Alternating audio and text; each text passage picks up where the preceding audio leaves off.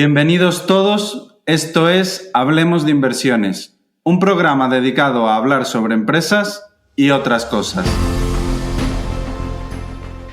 Hola, yo soy Krevix, trabajo en finanzas, soy inversor particular y escribo una newsletter sobre ideas de inversión que podéis leer en krevix.substack.com. Hola, yo soy Carlos Santiso y soy gestor en Icaria Cartera Permanente e Icaria Capital Dinámico. Todo el contenido de este programa no supone una recomendación de compra ni de venta. El propósito es meramente formativo. Muy importante que cada inversor haga su propia due diligence. Oye, Carlos, el patrocinador de esta semana puede cambiarle la vida a nuestros oyentes. Pues sí, Krevix. La verdad que con un paro estructural de casi el 15% que tenemos en España, empresas como Randstad ayudan mucho a mejorar esta situación. A las empresas que también les cuesta encontrar profesionales apropiados para sus proyectos y muchas veces no saben ni por dónde empezar. Cuéntanos qué puede aportar Randstad para estas empresas. Pues Randstad Professionals es la consultora de Randstad que ayuda a seleccionar profesionales, ya sea de forma indefinida o temporal, a través de Interim Professionals, un equipo especializado por sectores y puestos, junto a una metodología propia de selección. Qué bueno, Krevix. Por lo que he visto, Randstad Professionals te presenta una nueva generación de candidatos imparables para las empresas. Puedes encontrar más información en randstad.es/imparables. Hola a todos, bienvenidos una semana más a un nuevo podcast de Hablemos de Inversiones. Esta semana tenemos un podcast distinto. El tono no será el que se acostumbra debido a la gravedad de la situación que vivimos. Finalmente, la decisión más catastrófica fue la que ocurrió y estamos envueltos en una guerra en Europa entre Ucrania y Rusia. Hemos decidido traer a una persona que está siguiendo el conflicto muy de cerca, analista geopolítico e inversor, para que nos haga una actualización y nos dé su versión sobre la situación actual. Nos acompaña esta semana Aleix Amorós. ¿Qué tal? ¿Cómo estás? Hola, muy buenos días. Encantado de estar aquí con vosotros. Para todos aquellos, tienes bastante difusión en Twitter y de hecho yo te sigo porque creo que los aportes que haces son muy buenos, pero para todos aquellos que sean oyentes de nuestro podcast y no sepan quién eres, ¿puedes hacernos una breve introducción? Sí, por supuesto. Bueno, como comentas, quien tenga curiosidad puede encontrarme por aquí por Twitter y en cualquier caso, yo trabajo en el seno de una SICAP, soy asesor financiero y sobre todo lo que procuro es aportar más que una visión estrictamente financiera, desgrasando pues las compañías y sus balances y demás, aportar un enfoque algo más generalista, más transversal y también apuntalar pues todas las perspectivas y variables macroeconómicas, geopolíticas, etcétera. Y en paralelo, pues dada que la geopolítica es en cierto modo mi gran pasión,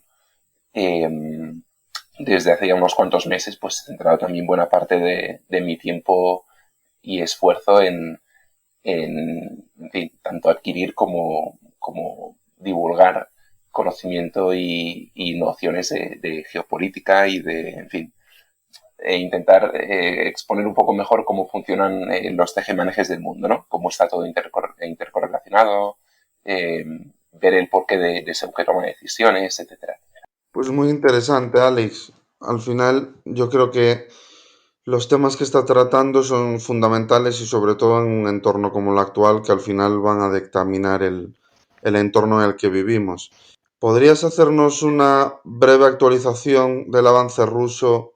Sabemos que las noches son muy complicadas y, como bien nos decías antes del podcast, que cada día cambian muchísimo las cosas, pero para actualizar cómo están ahora después de la madrugada del domingo. Sí, por supuesto. Y si te parece, antes de empezar, voy a hacer un pequeño paréntesis, puesto que justamente intentar dar cobertura o parte de un conflicto en vivo ya no es que sea sumamente complejo, sino que te expone a darse qué detalles o qué noticias que pueden ser susceptibles de ser o no verdad. Así que tomémoslo todo con cierta precaución y un poco con pinzas, puesto que puede haber, como estamos viendo a lo largo de estos días, multitud de reportes que, en fin, que no son precisos o que sencillamente hay información falsa. puesto que al final la guerra por el relato, la guerra propagandística es tan o más importante que la guerra que se está librando pues en las calles y en los tiros de Ucrania. Dicho esto, la situación actual más o menos es tal que así. El principal hecho de esta última noche se ha dado sin ningún tipo de dudas en Kharkov o en Kharkiv, según se quiera llamar. Estamos hablando de la segunda ciudad de Ucrania, la segunda ciudad más poblada del país, que se encuentra en la frontera este, muy cerca de Rusia, de hecho, y hay claros indicios que ha capitulado y que esta noche las tropas rusas, tras 2 días de importante cerco, han conseguido entrar y capturarla. Está por ver, todo se ha dicho, la reacción que puede haber todavía dentro de la ciudad, es decir, grupos de resistencia urbana, grupos partisanos, milicias urbanas, etcétera, etcétera, más teniendo en cuenta que desde el gobierno central, desde Kiev, se ha alentado a la población civil a tomar las armas y a presentar una lucha activa, pero en cualquier caso parece claro que la ciudad hoy por hoy ha caído y esto más allá de ser un hito simbólico, puesto que hablamos de una gran ciudad, tiene una importancia estratégica caudal, puesto que rompe por completo el frente del este, que hasta ahora se había mantenido con muchísima solidez. Hay que tener en cuenta que los ucranianos hicieron una apuesta en firme por el frente este y por la defensa de Kiev muy fuerte, es decir, aglutinaron ahí el grueso de sus efectivos, con lo que esto al final también puede generar un efecto dominó en otras zonas del frente, como por ejemplo Sumy, que está un poco más arriba y que estaba si bien se decía que estaba bajo control ruso, pues lo cierto es que había todavía ayer multitud de escaramuzas y enfrentamientos cruzados.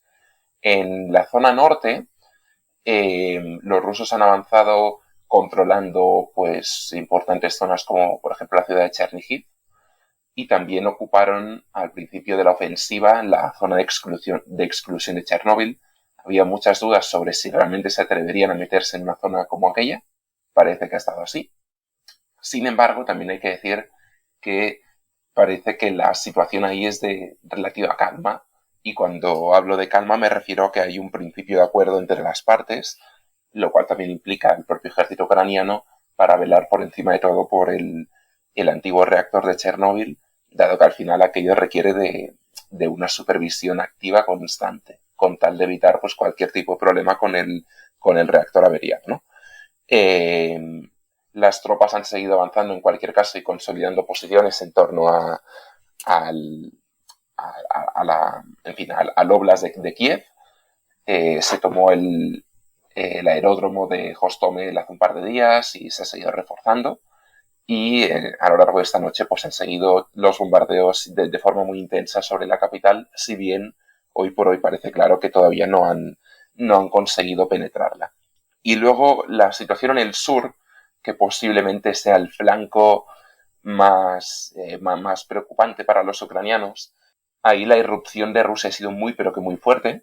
Es una blitzkrieg de manual. De hecho, el avance en términos de distancia capturada es superior a los que, por ejemplo, se usaron durante la Segunda Guerra Mundial, cuando se acuñó ese término.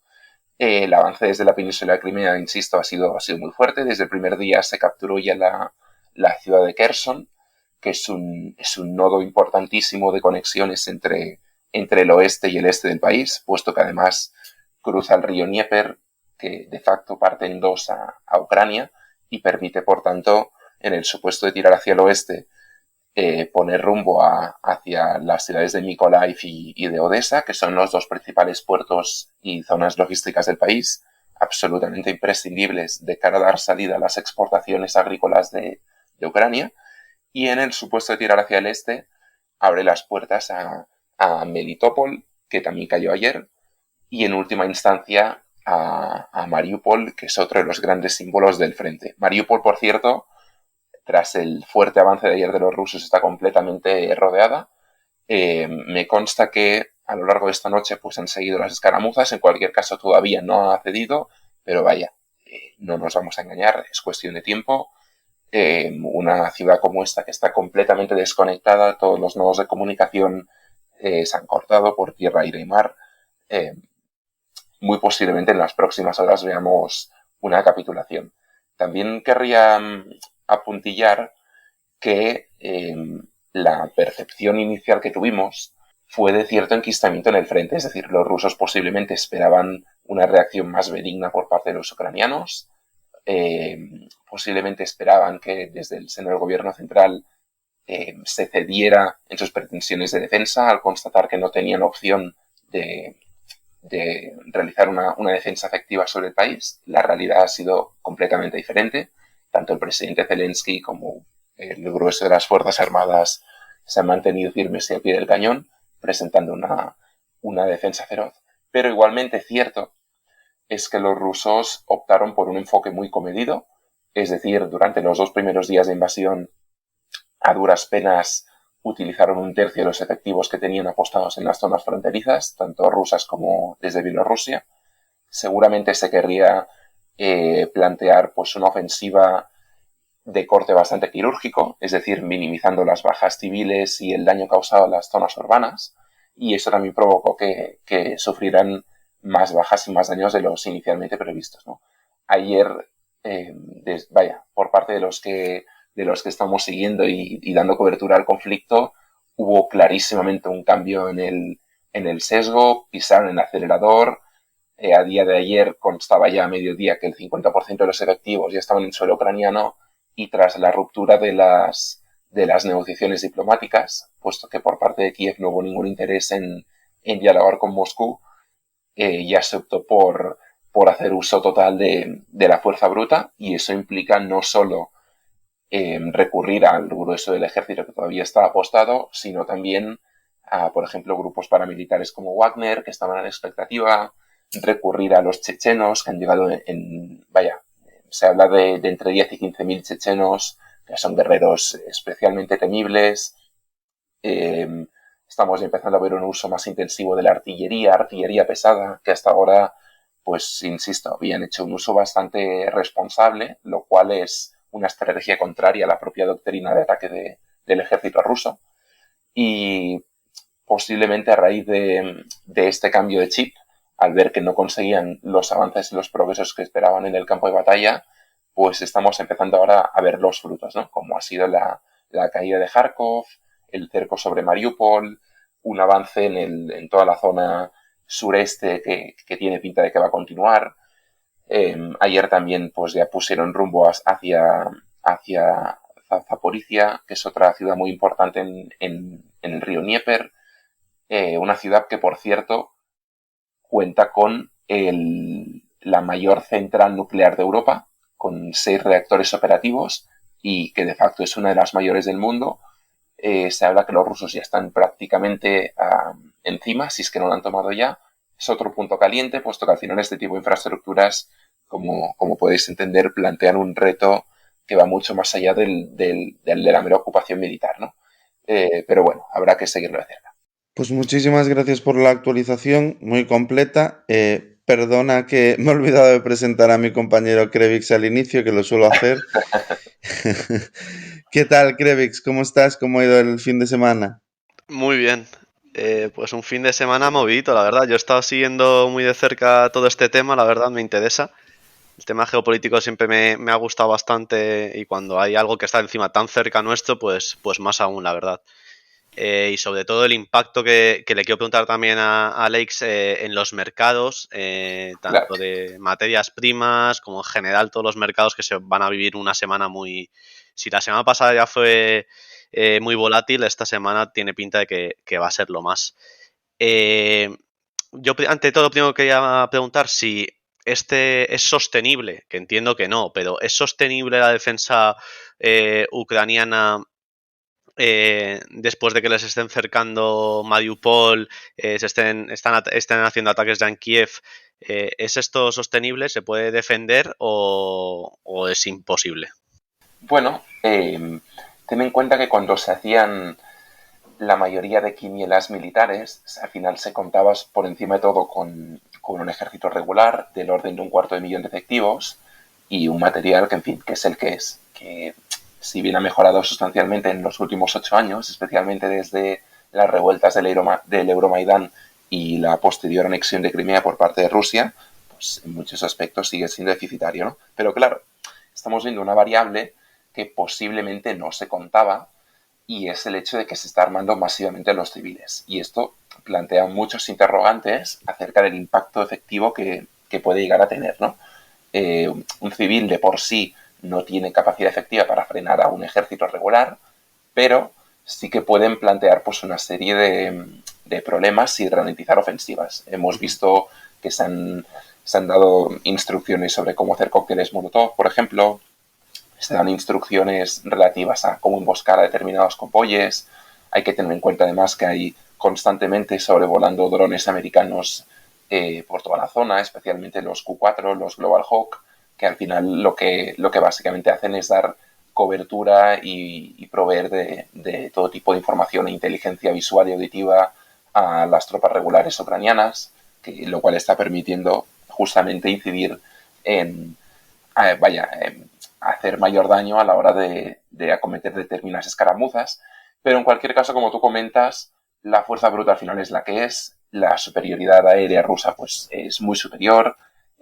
Por no hablar, por supuesto, de la capacidad de fuego de artillado, que esto es ya insultantemente superior a nivel de tanto artillería ligera, artillería pesada, misiles de crucero de corto, medio y largo alcance, incluso apoyados si hace falta desde el mar. Por ejemplo, en el asedio de Mariupol podría participar perfectamente buques que están apostados en el mar de Azov.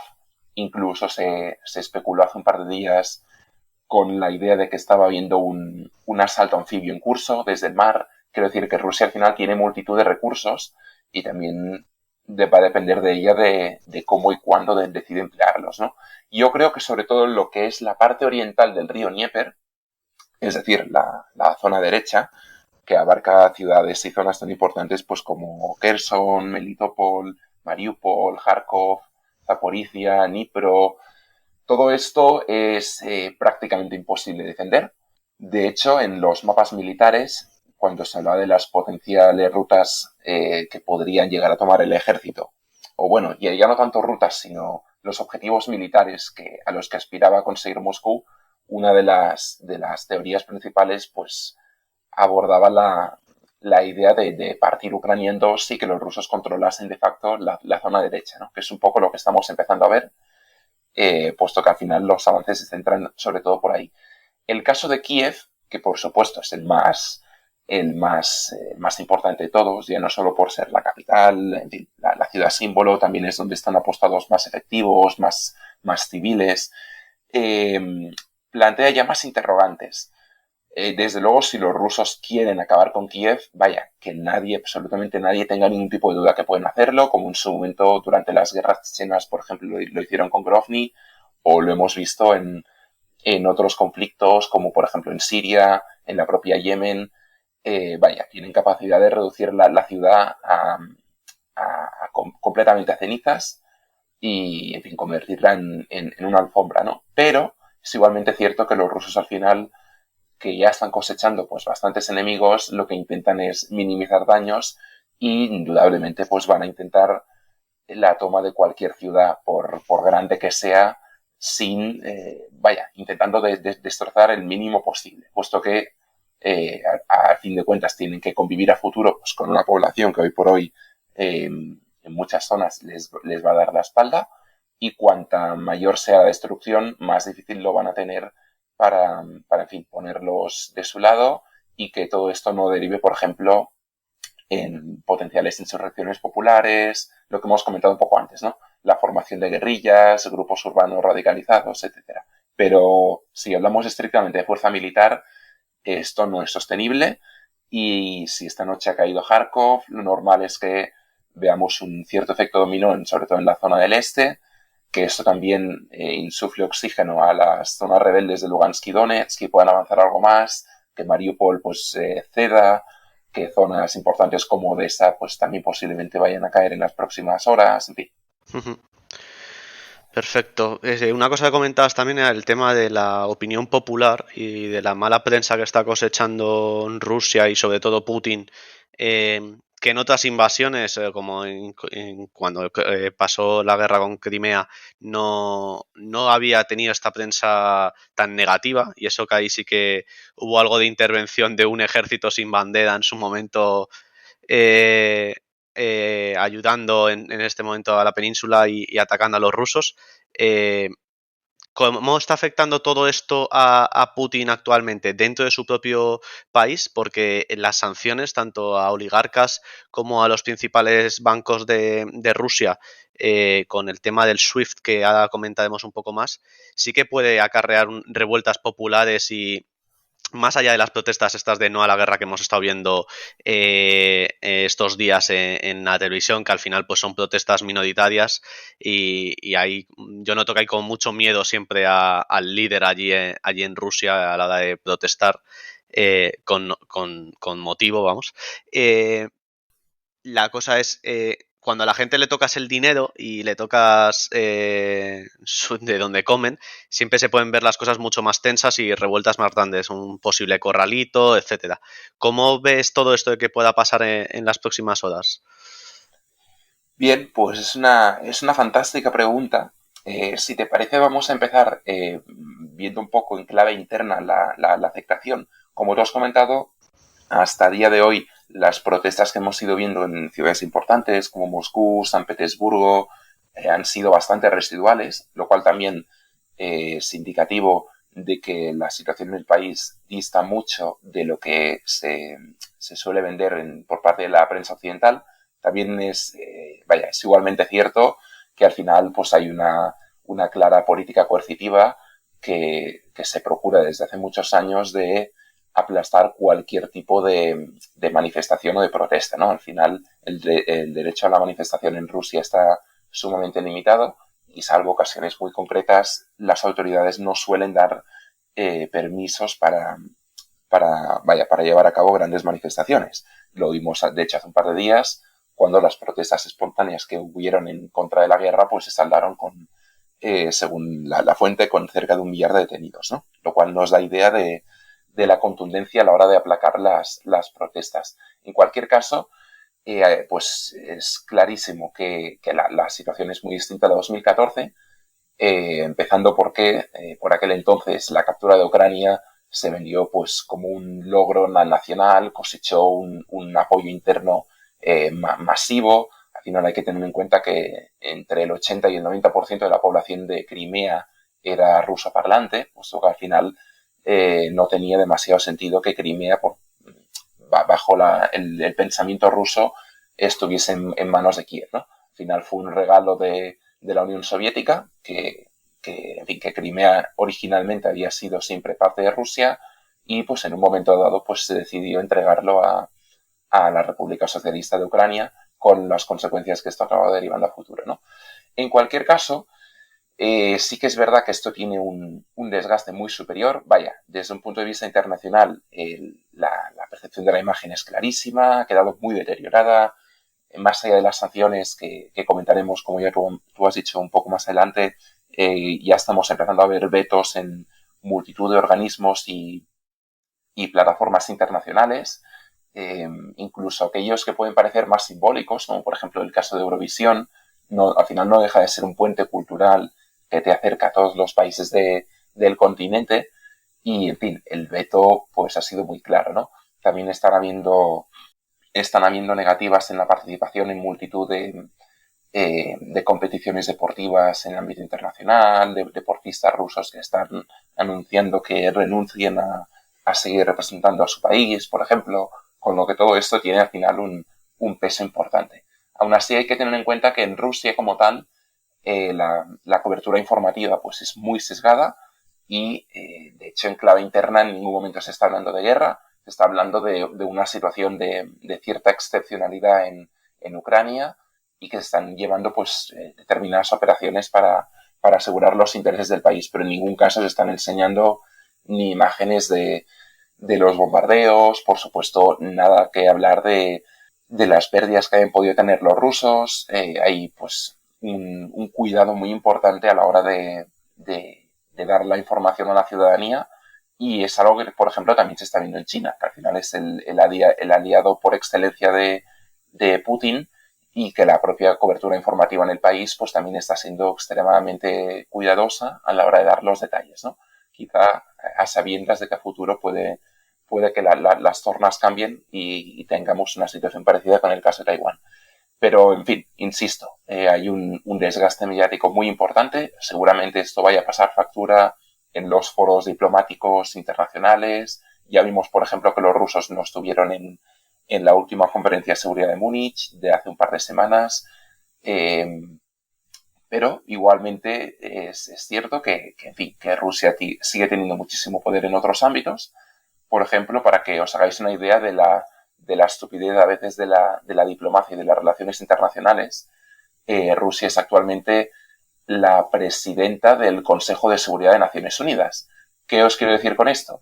Pues que cuando hace escasas 24 horas se intentó sancionar por parte de la ONU a Rusia, pues obviamente no lo consiguieron porque Rusia, que tiene el mismo voto que las otras potencias que conforman el G7, se opuso junto con la abstención de China. Entonces, en multitud de organismos siguen teniendo una presencia sustancial, importante, y por supuesto sigue jugando sus bazas y su influencia a la hora de limitar los prejuicios a los que pueden ser, en fin, expuestos. Perfecto, yo creo el resumen. Y luego por el otro lado, otra de las imágenes que vemos es al presidente ucraniano Zelensky reconvertido en un héroe nacional por todo lo que está haciendo. Se ha quedado allí en Kiev a luchar con el ejército. Está mano a mano, ha intentado llegar también las negociaciones con otros países para que les nieguen y que le pongan sanciones a Rusia. ¿Cómo ves la imagen de Zelensky? Bien, como comentas tú, a medida que van pasando los días, se va acrecentando un poco la leyenda, ¿no? Ahí estoy convencido de que a los rusos no les interesa en absoluto crear mártires, con lo cual también hay que tener mucho cuidado con el trato que se pueda hacer a futuro en el supuesto de una captura, por ejemplo, de Zelensky. Está por ver si se mantendrá hasta las últimas, puesto que le han ofrecido multitud de vías para el exilio, ya sea Estados Unidos u otras repúblicas europeas. En cualquier caso, creo que es importante evitar caer en posturas populistas, y con esto quiero decir lo siguiente. La gestión de Zelensky en los meses previos a la ofensiva, en opinión de multitud de analistas y expertos militares sobre todo, fue bastante nefasta. Entonces conviene separar el grano de la paja. Si bien es verdad que ahora mismo pues está encarnando el papel de gran líder, y que en muchos casos pues está dejando en evidencia a otros grandes representantes europeos que han mostrado pues mucha tibieza a la hora de ayudar a Ucrania, es igualmente cierto que hasta pocas horas antes del ataque Zelensky repitió por activa y por pasiva que no iba a haber ningún tipo de ofensiva, pese a tener multitud de reportes de inteligencia que así lo indicaban, instando a la población a la calma, sin preparar ningún tipo de medida defensiva en determinadas zonas, como las zonas del sur y del norte, que luego se ha visto que esto está pasando factura desde el momento en que los rusos pues, han conseguido romper con bastante facilidad el cerco y las líneas defensivas.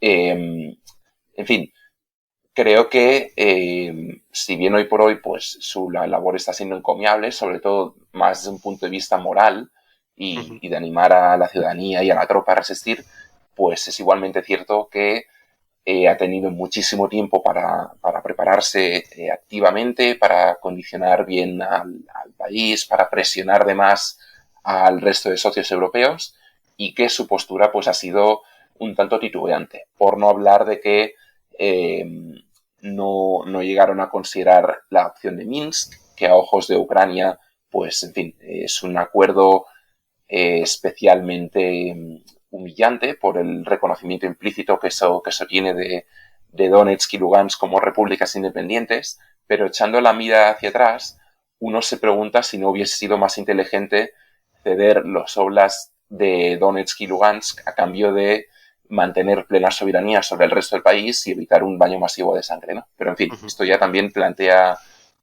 posturas en fin, que cada uno también puede postularse en un sentido u otro. Mi pregunta ahí es, ¿le habría bastado a Putin? Porque eh, ya sabemos que luego a veces dan su palabra de no hacer cosas y luego hacen Totalmente, lo que quieren, ¿no? Y yo creo que tenía totalmente. Putin desde el principio muy entre ceja y ceja invadir Ucrania y ha estado buscando siempre excusas y excusas para hacerlo. Y luego, una de las dudas que me crea también, hemos estado viendo, como tú comentabas, a los líderes europeos con respuestas muy tibias y simplemente, pues bueno, no sé si esto al final, en cambio, como dijo Putin, Rusia es una potencia nuclear y nadie quiere llegar a eso, pero hay un miedo de que, oye, de que en un momento dado, pues si los países europeos interviniesen o Estados Unidos y demás, de que se pudiesen usar armas nucleares. ¿Cómo ves la respuesta en general de los líderes europeos? En concreto la de Boris Johnson, que yo creo que ha sido uno de los más críticos y de los que más agresivos han sido, a lo mejor también es el que más loco está, digamos, su forma de expresarse y demás. Ujú. Eh, porque son los que más sanciones más duras han estado pidiendo a Rusia y si mal no recuerdo, creo que ha estado ya dando armamento de antitanques y demás, ¿no? No sé, no me sé el nombre Sí, de las estas. correcto. Bien, si te parece, empezando por el principio que me comentabas acerca de si creía que aún así Putin hubiese invadido. Bueno, en primer lugar, efectivamente, la palabra de los rusos hay que cogerla siempre con pinzas. De hecho, eh, vaya, creo que es importante resaltar que apenas 2 semanas antes del ataque estaba Macron reunido con Putin y este le dijo clarísimamente que no iban a atacar, ¿no? Y al final ha pasado lo que ha pasado. En cualquier caso, creo que si se hubiesen obtenido los oblasts de Lugansk y Donetsk o simplemente se hubiese reconocido a las repúblicas como territorios neutros y al mismo tiempo la propia Ucrania se hubiese postulado como neutral en esta creciente nueva espiral de Guerra Fría que estamos viendo en Europa, un caso, por ejemplo, parecido al que desarrolla hoy por hoy Finlandia, muy posiblemente no hubiésemos llegado a este punto. Al final, lo que los rusos buscaban era frenar de todas el avance de la OTAN, un avance que desde los 90 pues ha sido constante, pese a que por momentos ha sido más o menos veloz. Tengamos en cuenta que desde antes de la caída del muro de Berlín ya había reuniones al más alto nivel, por ejemplo, entre Gorbachev y la administración americana encarnada por George Bush padre, en las que se estaban dando garantías por parte de Occidente de que la OTAN no se iba a expandir bajo ningún concepto más allá de Berlín Oriental, ¿no? Y hoy por hoy, pues bueno, la tenemos en las repúblicas bálticas, la tenemos en países como Polonia, como Rumanía. Entonces, sin justificar lo más mínimo a Rusia, es igualmente cierto que hay que entender que sean recelosos, que desconfíen, tienen motivos sobrados para ello. Históricamente, pues desde Europa y Occidente en general se les ha ninguneado, no se han tenido nunca en cuenta sus pretensiones de seguridad y de influencia regional, y esto al final, cuando estamos hablando de un coloso, de un gigante como Rusia, con poder nuclear, con el mayor arsenal nuclear de hecho del planeta, con un ejército que si bien en muchos sentidos pues está desfasado, pues sigue teniendo una capacidad y un poderío militar colosal como herencia de la Guerra Fría, pues hay que ir con cuidado, ¿no? Y en cuanto a la respuesta de los líderes, pues bueno, en las últimas horas estamos ya empezando a ver un cambio en el tono sustancial. De hecho, muchos países que se oponían a contribuir directamente, por ejemplo, a armar al ejército ucraniano como Alemania, están dando su brazo a torcer, que ya ha anunciado pues el envío de municiones, de misiles antitanque, etcétera, etcétera. Sí que es verdad que las posturas son muy dispares, es decir, cuanto más al este nos vamos, empezando por las repúblicas bálticas, la propia Polonia, Rumanía, estos están implicando pues mucho más en cuerpo y alma, por no hablar de la respuesta que están dando a los miles y miles de refugiados en el éxodo que está habiendo, bueno, con respecto al cual ya han dicho en fin, que acogerán a quien haga falta, lo cual, por cierto, como matiz, me parece interesante porque cuando hablábamos de refugiados sirios, por ejemplo, no querían saber absolutamente nada, pero ahora que son vecinos, pues sí que hay plena connivencia. Pero en fin, esto ya es un matiz aparte. La respuesta de Reino Unido, date cuenta que ya en 2014, cuando hubo la revuelta o el golpe de Estado, según a quien le preguntes, del Euromaidán y la posterior anexión de Crimea, Reino Unido ya presionó muy activamente para excluir a Rusia del sistema SWIFT. Al final fueron prácticamente los únicos que estuvieron haciendo una presión muy fuerte y el tema pues quedó en papel mojado, ¿no? No se acabó llevando adelante. Pero sí que históricamente es un país que ha estado menos alineado con las posturas comunes de la Unión Europea y en cambio más alineado con Washington, ¿no? Y estos dos países pues sí que han encarnado un papel más beligerante en el tono y como comentabas tú, pues Reino Unido aparte ha participado muy activamente en puentes aéreos facilitando misiles antitanques MLOWs que son municiones merodeadoras muy potentes contra los blindados rusos y aparte pues proveyendo todo tipo de material, de apoyo logístico, de asesores militares para entrenar al ejército nacional, etcétera, etcétera. Aún así, creo que también es importante tener en cuenta de que los británicos históricamente siempre han jugado pues un doble papel, ¿no? Y que hay cierta hipocresía en su política exterior. ¿Qué te quiero decir con esto? Pues que al final es, sin ningún tipo de duda, el país más permisivo con la presencia de fondos y activos rusos, sobre todo por parte de oligarcas, que encuentran en Reino Unido un mercado fantástico, ya sea para blanquear capital o sencillamente para diversificar sus fuentes de riqueza. De hecho, es de sobra sabido que los rusos tienen en Reino Unido, en fin, multitud de activos. Quizá uno de los ejemplos más claros es el control sobre el Chelsea, que lo gestiona Abramovich, pero vaya, esto es solo uno entre muchos, ¿no? La propia bolsa de Londres está repleta de compañías rusas, bancos, muchas compañías mineras, con lo que al final está muy bien verbalizar pues una postura mucho más dura, pero a la hora de la verdad, si esto no va acompañado de hechos tangibles, pues tiene más de retórica populista que de hechos efectivos en sí, ¿no? Pero bueno. Sí, sí. De hecho, justo ayer leí que Abramovich iba a dejar la gestión del club en la fundación, ¿no? Exacto. Sí. Una de las cosas que leí ayer de la Casa Blanca de embargo o de congelación de activos, sobre todo tanto de cuentas bancarias, aviones, o sea, jets privados de los oligarcas, como pedía Bill Ackman también los yates, que sería un billonario ruso sin su yate. Son medidas que sí que pueden hacer bastante daño también a los oligarcas que se giren contra Putin a decirle que no creo que lo hagan, pero sí que se pongan tensa la situación de, oye, si no vamos a poder estar haciendo nuestra vida, nuestros activos van a estar congelados, es una situación difícil para ellos también. Sin ningún tipo de duda y aunque obviamente es muy complicado predecir la respuesta y la postura de los oligarcas, pues hay que tenerlos muy en cuenta. Al final hablamos de un modelo presidencial bastante clientelista en el que obviamente los tratos de favor pues históricamente han estado ahí, ¿no? Tanto con la llegada de Putin como antes con Boris Yeltsin, etcétera, etcétera.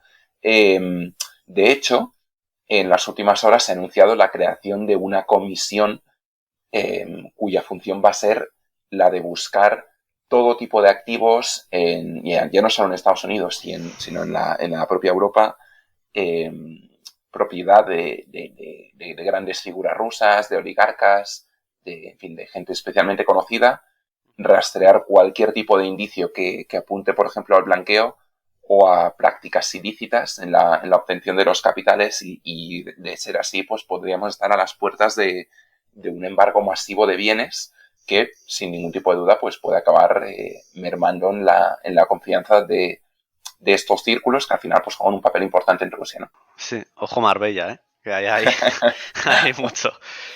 Sí, de hecho, uno de los dos yates de Abramovich lo tenía en el puerto de Barcelona. Sí, entre Inglaterra y España se mueven mucho, la verdad. Exactamente. Sí, sí. Pues muy interesante. Yo tenía un par de preguntas que hacerte que, bueno, para los oyentes que no sepan, porque es lo que más he escuchado en el último día, ¿qué implica la salida del sistema SWIFT? Y luego quería preguntarte, ¿qué otras repercusiones crees que podríamos esperar a futuro tras esta guerra entre Rusia, Europa, Estados Unidos? Si crees que podría ir a más las repercusiones, tanto económicas, restricciones, no sé, un poco cuál es tu sentimiento respecto a esto. Anda, que me planteas preguntas facilitas, ¿eh? A ver, empezando por el principio, que al final es un tema muy, muy interesante y muy importante. Eh, es caudal en anuncios como el que hubo ayer por la noche por parte de la propia Ursula von der Leyen, presidenta de la Comisión Europea, que anunció en connivencia con sus aliados la imposición de sanciones sobre el sistema SWIFT, leer la letra pequeña. ¿Por qué digo esto? Porque al final estamos hablando de que es una exclusión parcial que se va a centrar sobre todo en una serie de bancos muy concretos que ya de por sí estaban previamente sancionados y que va a excluir pues sectores absolutamente fundamentales estratégicos para Rusia como son los hidrocarburos, ¿no? Lo cual ya presenta pues una cierta contradicción entre el mensaje de contundencia y dureza que se quiere proyectar de cara a la opinión pública y lo que a efectos prácticos está haciendo. Hay que tener en cuenta de que Rusia sigue teniendo el control de los tiempos y la situación en muchos ámbitos. El caso energético es posiblemente uno de los más claros.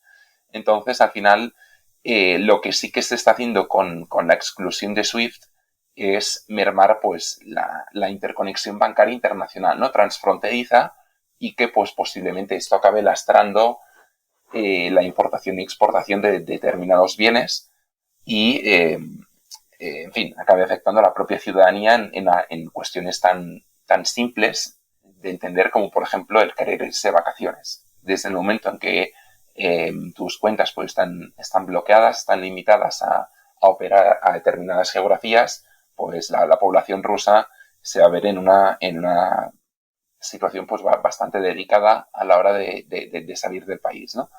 Entonces, pues bueno, son unas sanciones que están especialmente centradas para ir del top to bottom. Por ejemplo, el acceso al crédito internacional se puede ver mermado, lo cual también puede frenar el apalancamiento de los negocios del país y, por tanto, pues su expansión o su apuesta por una determinada inversión. Pero, insisto, no han tocado en ningún momento el aparato energético, lo cual nos da idea de también un poco la hipocresía occidental, ¿no? De aquello de decir, yo te sanciono, pero al mismo tiempo, vaya, no ceso ni por asomo el flujo de gas y de petróleo que me está llegando de Rusia, todo lo contrario, desde que ha empezado la guerra, no solo no se ha frenado, mucho del cual, por cierto, transita por suelo ucraniano, sino que en muchos casos se ha incluso incrementado. Lo que en cierto modo se puede traducir de la siguiente manera. Mientras sancionamos a Rusia, también estamos financiando su particular campaña bélica en suelo ucraniano, puesto que las remesas que reciben diariamente son, se cuentan por cientos de millones. Entonces, el impacto de la exclusión del SWIFT va a tener repercusión, va a tener consecuencias, pues hombre, sin ningún tipo de duda. De hecho, se puede estudiar como caso comparativo el ejemplo de Irán, país que fue en su caso completamente excluido de SWIFT, y en el caso de Irán, pues fijaros que las exportaciones del país se hundieron más del 30% y en el caso de los hidrocarburos las remesas cayeron a la mitad, con lo que el impacto fue descomunal. Obviamente no es lo mismo Irán que Rusia. Irán, pese a su preponderancia en determinados sectores, pues es un país en muchos aspectos prescindible y que, en connivencia con el resto de la comunidad internacional, se puede suplir su papel en el tablero mundial. En el caso de Rusia, la situación es diametralmente opuesta. Son líderes destacados en la producción y exportación de multitud de materias primas, de recursos energéticos, etcétera, y esto les confiere una cierta posición de intocables, ¿no? Más en un contexto de de sobretensión en el mercado en el que faltan multitud de recursos. Entonces, yo creo que sí que puede afectar, por ejemplo, la solidez de la banca, las capacidades de Rusia de influir, por ejemplo, en la divisa, desde el momento en que no solo se está hablando de sanciones sobre SWIFT, sino también sobre el Banco Central ruso y sobre los activos que atesora, que estamos hablando de unas reservas foráneas de en torno a 640.000 millones de dólares. Esto sí que puede tener consecuencias, por ejemplo, a la hora de estabilizar el rublo, en el supuesto de que haya una espiral inflacionista a raíz de no poder importar determinados productos, o que sencillamente haya una espantada interna, como habéis ya comentado brevemente antes, y que esto repercuta en la confianza de la ciudadanía, ¿no? Y que pueda haber pues un corralito, una situación de miedo y de vorágine en clave interna. Habrá que ver mañana qué ocurre en el país. Desde luego es un tema delicado. No está nada clara cuál puede ser la postura del país ni cuál puede ser el margen de respuesta del Banco Central, toda vez que se han anunciado sanciones sobre el mismo, ¿no? Pero, de nuevo, recalco el tema de la letra pequeña. Por ejemplo, cuando hablamos del Banco Central, a datos de enero, de los 640.000 millones que atesoraba el Banco Central de Rusia, algo menos de 100.000 millones los tenían colocados en bancos foráneos. Cuando hablamos de bancos, hablamos de otros bancos centrales, ¿no? La gran mayoría de las cuales eran pues del G7, si bien también juega un papel importante aquí el caso de China, por supuesto. Tienen unas reservas de oro importantísimas, tienen grandes reservas en euros, en yenes, en activos sólidos, en activos físicos. Entonces, está por ver el impacto real a la hora de limitar los movimientos del Banco Central de Rusia, puesto que yo estoy convencido de que eran muy conscientes de que al iniciar una batalla como esta iban a ser carne de cañón de este tipo de sanciones, y me extrañaría muchísimo que no hubiesen tomado medidas y que no tuviesen salvaconductos para poder recolocar estos activos o reconvertirlos en capital líquido llegado el momento, ¿no? Empezando por China, vaya, que ya ha dicho por activa y por pasiva que está al lado de los rusos, y con declaraciones muy, muy simbólicas, como por ejemplo que en adelante pues iban a comprar todo el maíz y todo el trigo que les trajesen los rusos, que al final estamos hablando del mayor exportador del planeta, y que eso al final pues tiene un simbolismo importante, ¿no? Porque todo aquello que no puedan colocar en los mercados occidentales, pues muy posiblemente lo van a derivar y a recolocar hacia Pekín. Aún así, también querría destacar un tema importante, y es que los rusos no tienen un pelo de tontos. A raíz de la crisis de 2014 con la anexión de Crimea, y oliéndose que ya se había tanteado la opción de excluir al país del sistema SWIFT, y viendo también un poco la reacción con Irán, ya tomaron cartas sobre el asunto, y en el mismo año 2014 pusieron en marcha el germen de lo que sería su propio sistema SWIFT doméstico, lo que ellos llamaron el MIR, el National Payment Card System. Es un sistema que con el paso de los años ha ido ganando cuota, especialmente en lo que es el mercado doméstico. Ya hablamos de en torno a un 24% de la cuota total del país, especialmente preponderante en aquellos sectores que dependen más del Estado, por ejemplo, los pensionistas, los jóvenes, etcétera, etcétera. Y muy posiblemente esta cuota lo que haga es incrementarse sustancialmente en el transcurso de las próximas semanas y meses, desde el momento en que hay una serie de limitaciones, ¿no? Me consta por los últimos datos que he leído que tenían expedidas ya más de 70 millones de tarjetas de crédito y de débito entre la población de Rusia, lo cual también nos da idea de la magnitud del proyecto. Y en paralelo, y todo se ha dicho ya hablando más a medio plazo, pues muy posiblemente las sanciones en SWIFT también sirvan para redoblar sus esfuerzos sobre el sistema SPFS, que viene a ser un clon del modelo SWIFT, pero al margen del control occidental. Al final, algo que la gente no sabe es que SWIFT no deja de ser una herramienta geopolítica muy importante, especialmente para Europa, puesto que el sistema en sí está afincado en Bélgica y el grueso de los países que lo conforman, los bancos centrales que lo apuntalan, son en su totalidad occidentales, o bien europeos, o bien estadounidenses, canadienses, japoneses, con lo que al final no deja de ser un sistema que, si bien tiene un uso generalizado en el mundo, pues también sirve como palanca de presión, ¿no?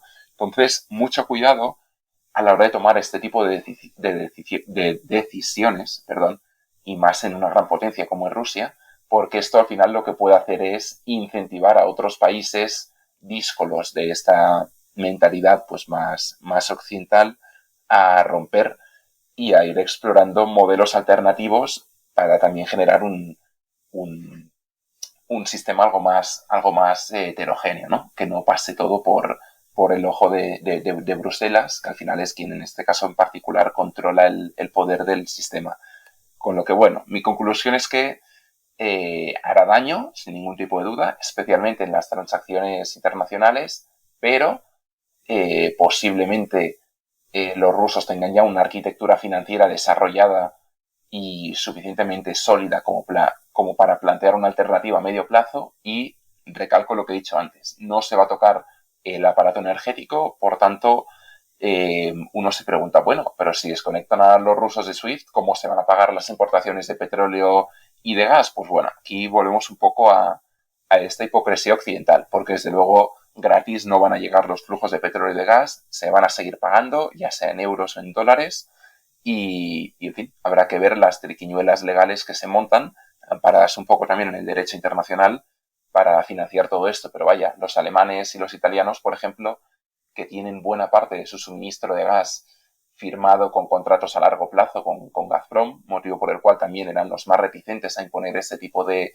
sanciones, no dieron su brazo a torcer hasta que tuvieron la garantía de que, pese a excluir a los rusos de SWIFT, iban a seguir recibiendo pues el gas que les corresponde por contrato, ¿no? Y esto también da que pensar.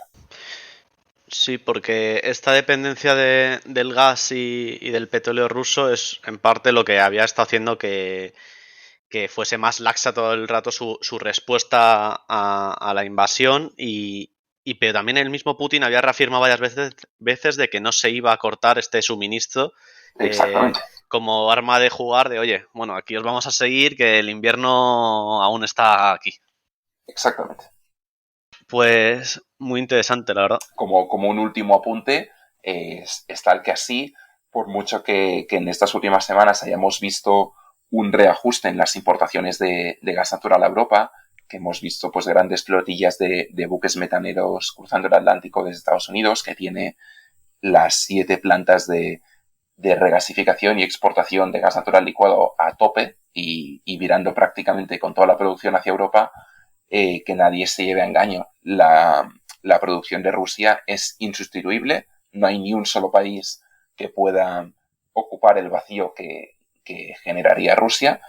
Las grandes potencias productoras de gas al margen de los rusos, como son Qatar y Australia, por ejemplo, tienen gran parte de su producción atada en contratos a largo plazo, sobre todo con economías asiáticas, China, Corea del Sur, Japón, Indonesia, Filipinas, y esto al final también les deja muy poco margen de acción, y Estados Unidos pues se ha encontrado en un contexto relativamente favorable, porque por ejemplo los chinos tenían unas reservas muy importantes, porque también ha habido un clima más benigno de lo normal, y por ejemplo el consumo doméstico ha sido inferior al previsto según la serie histórica, pero se tiene que entender más como un salvavidas temporal que como un cambio en el paradigma, porque no podemos hoy por hoy prescindir del gas ruso bajo ningún tipo de circunstancia, y obviamente el Kremlin es perfectamente sabedor de estas circunstancias, y a la hora de atacar sabe que Europa, y especialmente las grandes economías más del centro y del este, siguen siendo especialmente dependientes de sus flujos, y que por tanto les van a seguir financiando la ofensiva militar. Sí, porque unas cosas que a mí me sorprendía es que mientras que Alemania creo que tiene como el 62-65% por ahí de dependencia del gas, otro de los países que también tienen mucha dependencia del gas es Polonia, y en cambio Polonia sí que ha sido más más a favor de medidas sancionadoras, ayudando a Ucrania en todo lo que ha podido. Además, se han visto como una forma un poco distinta de los políticos polacos y alemanes de llevar el conflicto. Pese a que Totalmente. ambos están muy, muy dependientes. Otra cosa que te quería comentar era sobre Finlandia, que en las últimas horas, bueno, habían hablado tanto Finlandia como Suecia de esta anexión a la OTAN y de, o sea, ¿ves Rusia siendo igual en países más del norte de Europa? Yo creo que no, pero como hoy en día Putin ha tomado esta medida tan agresiva. Pues sí, vamos a ver, un pequeño matiz con lo que has comentado de Polonia. Date cuenta de que efectivamente los polacos tienen una dependencia todavía mayor a la de Alemania respecto del gas de Rusia y, sin embargo, han optado por un enfoque pues mucho más confrontativo, ¿no? Seguramente también pese el hecho de haber formado parte de la Unión Soviética y que pues en la memoria colectiva de muchos polacos pues está el no querer volver a lo que en su momento fueron.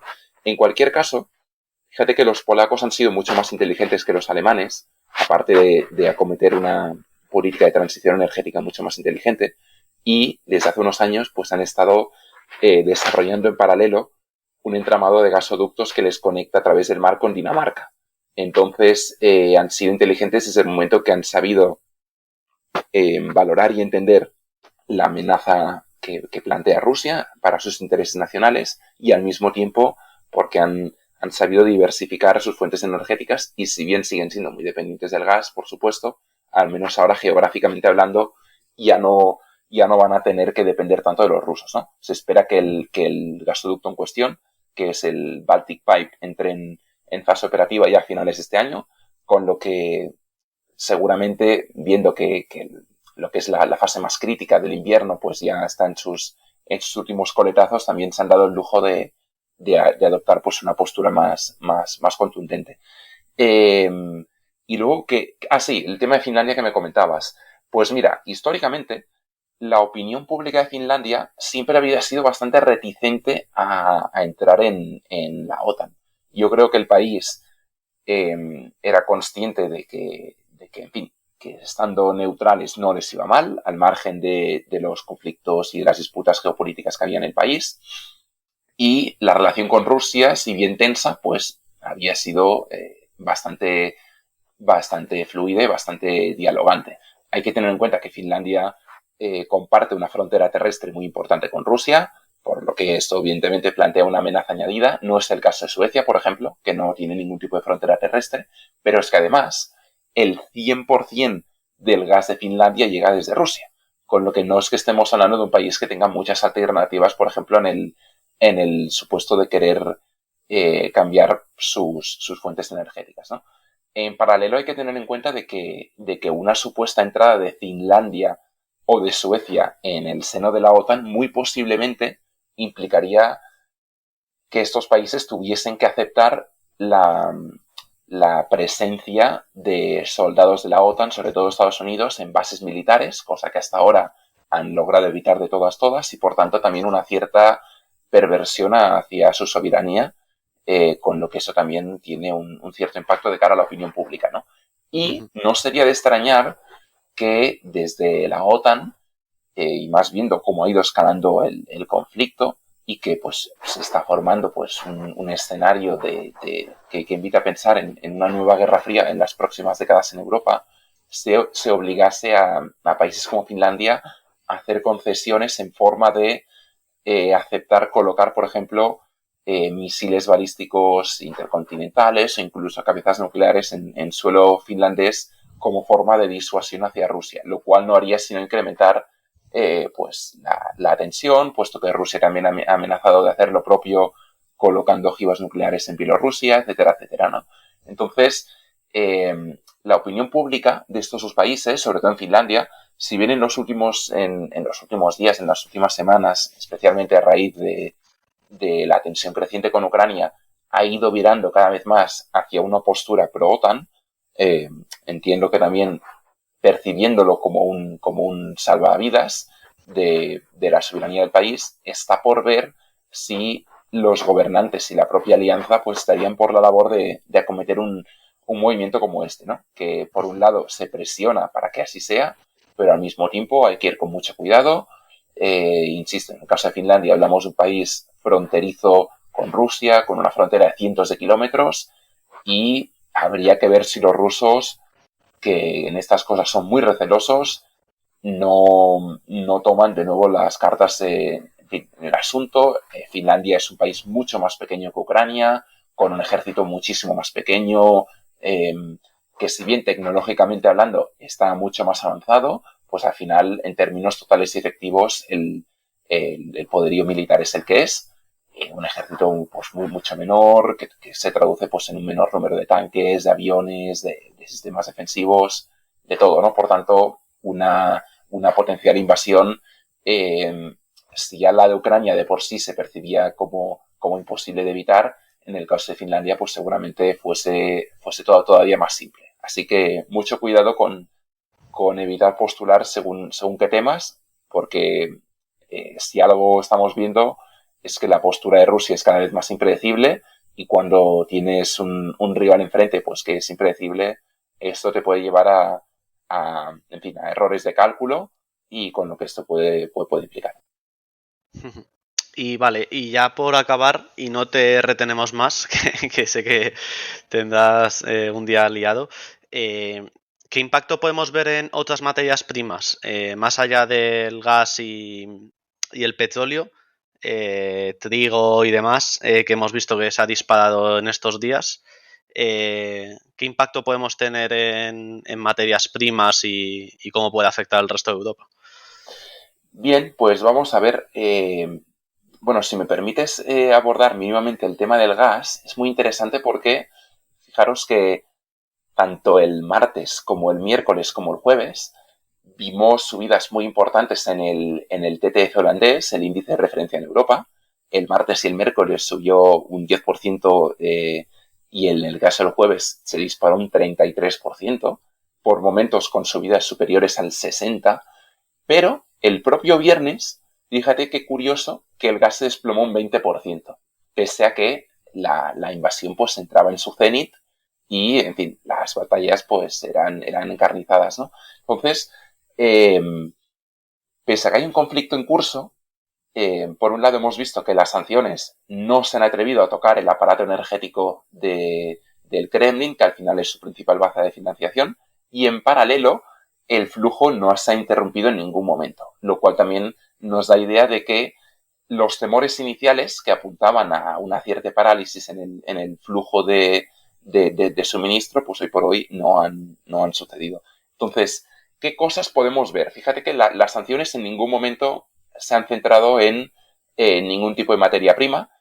Los estadounidenses, por ejemplo, ya vivieron en sus propias carnes lo que tiene sancionar a Rusia en un tema tan sensible como son las commodities, ¿no? Hace unos años sancionaron a la mayor compañía productora de aluminio del país, que estamos hablando que tiene una cuota de exportación en el mercado global muy importante, de en torno a un tercio del mercado, y esto pues tuvo un impacto muy drástico en el mercado mundial, hasta el punto de que se drenó por completo el acceso al aluminio, los precios se dispararon y los estadounidenses pues al final sufrieron en sus propias carnes las consecuencias de querer sancionar pues a un oligarca que al final es el que estaba al frente de la compañía, ¿no? Y tuvieron que dar marcha atrás y volver a dar rienda suelta al flujo de aluminio. Entonces, el caso del aluminio, si bien muy paradigmático, no es ni mucho menos un caso puntual y exclusivo. Tanto Rusia como la propia Ucrania, y menciono Ucrania porque ya estamos viendo que la ofensiva está siendo a gran escala y que los rusos tienen muy claro que o bien colocan un gobierno títere o se quedan en el país entero, porque aquí no habrá término medio. Son países muy importantes en la producción mundial de metales, como el níquel, como el cobre, como el hierro, un hierro del que, por cierto, deriva la producción de titanio, y un titanio del que, por cierto, es uno de los grandes clientes de Boeing en el ensamblaje de sus aviones, que pues tiene especial dependencia en el mineral procedente tanto de Rusia como de Ucrania, ¿no? Al mismo tiempo, pues Rusia, por ejemplo, es el principal productor mundial de paladio.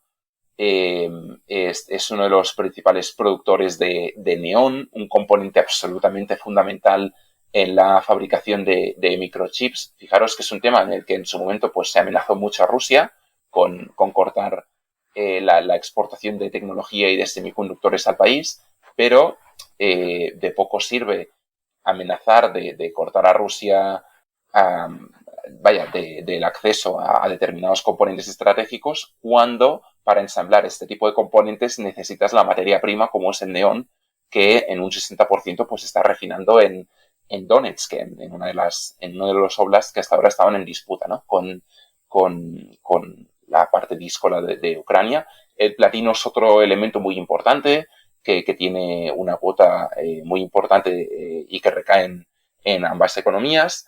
Por tanto, a lo que voy es que a efectos prácticos, más teniendo un mercado ya no solo energético, sino de materias primas muy tensionado, el jefe de commodities europeo de Goldman Sachs emitía en una misiva hace unos días que en fin, que la situación actual era absolutamente histórica, que nunca en su vida había visto una situación como esta.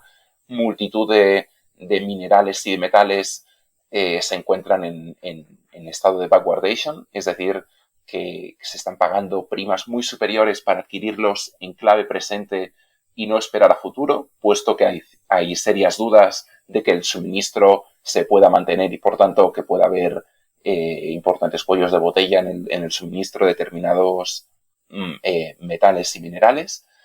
Y esto al final pues afecta muchísimo a la hora de aplicar determinadas sanciones. Ya estamos viendo que los futuros en muchos de estos componentes se han disparado, no solo en el gas, como tú has comentado también en el trigo, en el maíz.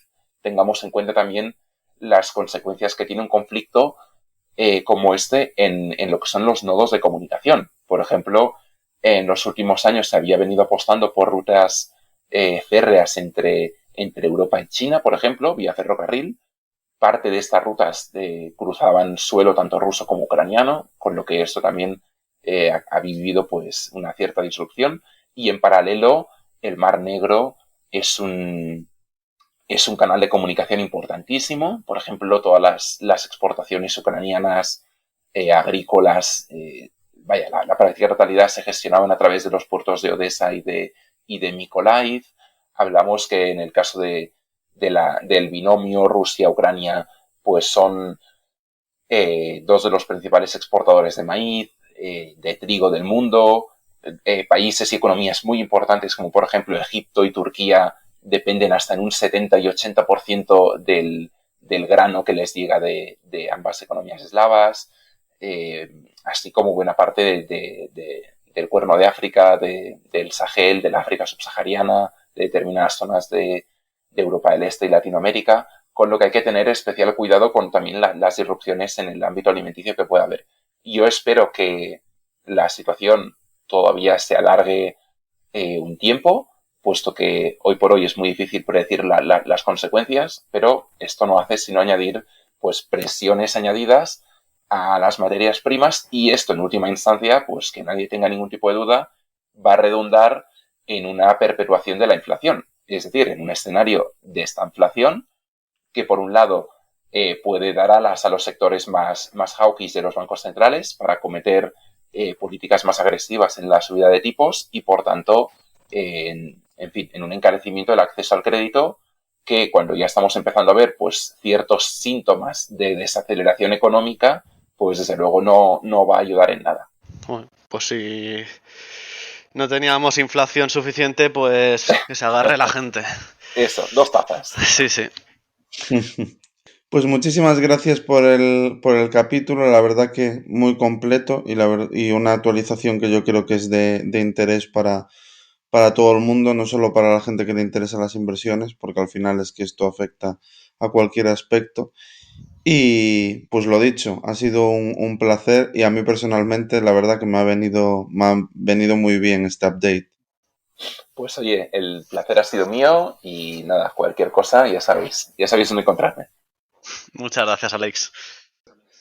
Muchas gracias. Y para nuestros oyentes, si os ha gustado el capítulo, recordad dejarnos vuestro like y suscribiros en la plataforma de iVoox. Nos vemos la semana que viene. Un saludo a todos. Adiós, que vaya bien. Hasta luego.